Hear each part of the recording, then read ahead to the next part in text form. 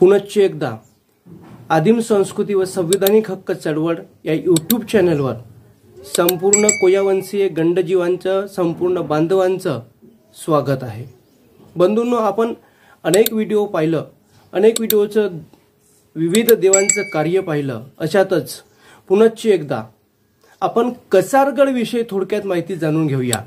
तर ही कचारगड आता सध्या सुरू असलेल्या 10 फेब्रुवारी 2025 पासून ते 14 फेब्रुवारी 2025 पर्यंत या दरम्यान सुरू असलेल्या यात्रेदरम्यान आम्ही ज्या 10 तारखेला कचारगड या पवित्र भूमीमध्ये जो गेलेलो होतो आणि तिथे जो अनुभव आला आणि अनुभवाच्या माध्यमातून काही लिखाण जे होतं ते लिखाण आम्ही वाचन केलं आणि त्याचा अनुभव घेऊन ही माहिती आपल्यापर्यंत पोहोचवत आहोत।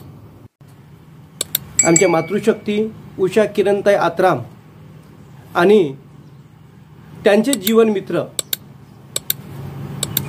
सुनेर सिंह तारामजी ज्यांना गोंडवाना रत्न पुरस्कार प्राप्त आहे, या जीवन मित्र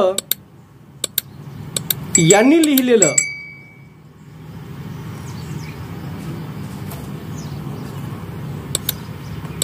गोंडवाना में कचारगड पवित्र भूमी तसेच कन्हैयालालजी उईके यांनी जो कुपारलिंगोचा प्राकृतिक धर्म आणि इतर जे साहित्य आहेत ते साहित्य वाचून जो अनुभव आलं आणि या अनुभवाचा आधार घेण्यासाठी आम्ही कचारगडला 10 तारखेला आम्ही गेलो असता तिथे जो अनुभव घेतला हा फार सुखद अनुभव आहे।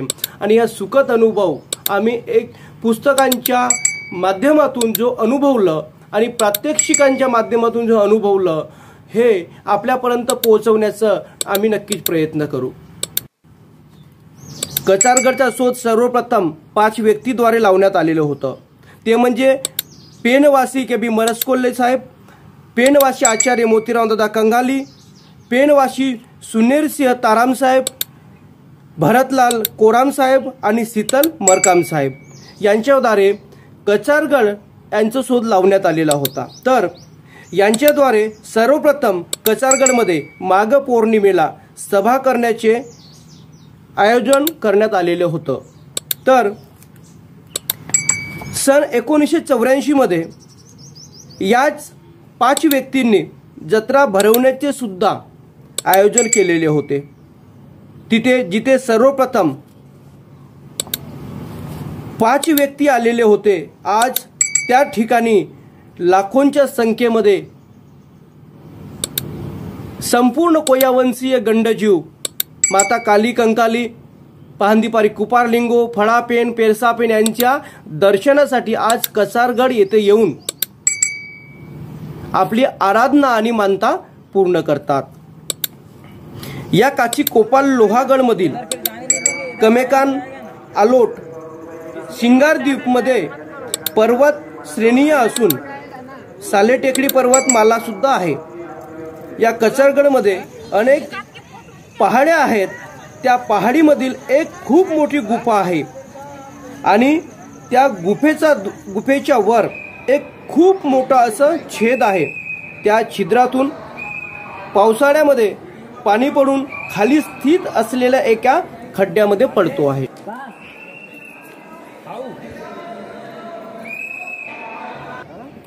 या गुफेमध्ये जवळपास 1000 लोक बसू शकतात एवढी जागा या महान गुफेमध्ये आहे। तर या गुफेमध्ये पेरसापेन, फळापेन यांची गोंगू केली जाते। तर गुफेच्या आधी माता काली कंकालीचा सुद्धा पेनठाणा आहे। या मोठ्या गुफेकडे जाण्यासाठी काही ठिकाणापर्यंत पायऱ्यांची व्यवस्था करण्यात आलेली असून मुख्य गुफेकडे जाण्याचा उर्वरित मार्ग हा दगड मातीने व्यापलेला आहे। यामागे आणि याच मार्गे गुफेकडे आणि याच मार्गे मुख्य गुफेकडे आणि याच मार्गे मुख्य गुफेकडे आपल्याला जावं लागतं आहे। अनेक लेखक आपापल्या विविध ग्रंथांमध्ये असं स्पष्ट लिहून आहे की ही जी कचारगडची जी गुफा आहे, ही गुफा आशिया खंडातील सर्वात मोठी गुफा आहे आणि याच गुफेमध्ये शंभूशेकाच्या मार्गदर्शनाखाली नारायण देवानं माता काली कंकालीच्या मुलांना त्या ठिकाणी बंदी केलं होतं। तर याच गुफेचा जो मुख्य दरवाजा आहे, मुख्य द्वार जो आहे, हा द्वार 12 दगडांनी नारायण देवानं बंद केलेलं होतं। तर याच गुफेमध्ये जे माता काली कंकालीचे मुलं होते त्यांचं संरक्षण व्हावं, त्यांना कुठलीही बाधा पोहोचू नये यासाठी त्या नारायण देवानं महिषासूर देवाला, ज्याला आपण दिवाळीला पुजतो आहोत आणि ज्या नारायण देवाच्या प्रतीकात आपण जी मुठगोंगो करत आहोत, ते नारायण देव ते आमच्या महिषासूर देवांना सांगतात की या मुख्य द्वाराची काटेकोरपणे आपण चाकरी करावी, जेणेकरून अनिष्ट काही घडू नये किंवा बिकट विपत्ती येऊ नये यासाठी या द्वाराचं आपण रक्षण करावं, असं नारायण देवानी शंभूशेकाच्या माध्यमातून, शंभूशेकाच्या मार्गदर्शनाखाली महिषासूर देवाला सांगितलं होतं।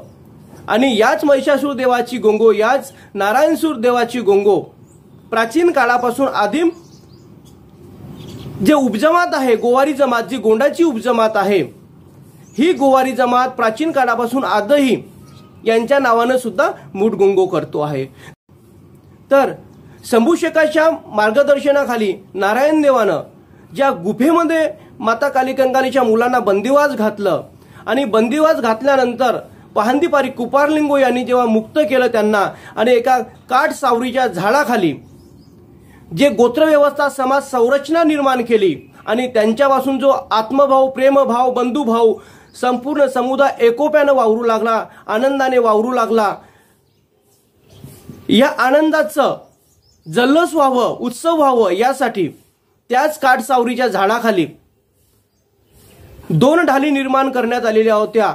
एक ढाल म्हणजे पहांदीपारी कुपारलिंगो आणि एक माता रायताळ जंगोचं प्रतीक। तर आजही गोंड जमातीची जी उपजमात गोवारी आहे ते आजही काठ सावरीच्या झाडाखाली दोन्ही ढालीची मानता करतो आहेत। तर हे जो इतिहास, हा जो इतिहास आहे हा कचारगड मधून सुरू होतो आहे, कचारगडच्या गुफेपासून सुरू होतो आहे आणि याच कचारगड सोबत, या कचारगडच्या पवित्र भूमीसोबत आदिम कोपाल जमातीचं अत्यंत घनिष्ठ संबंध पाहायला मिळतो आहे।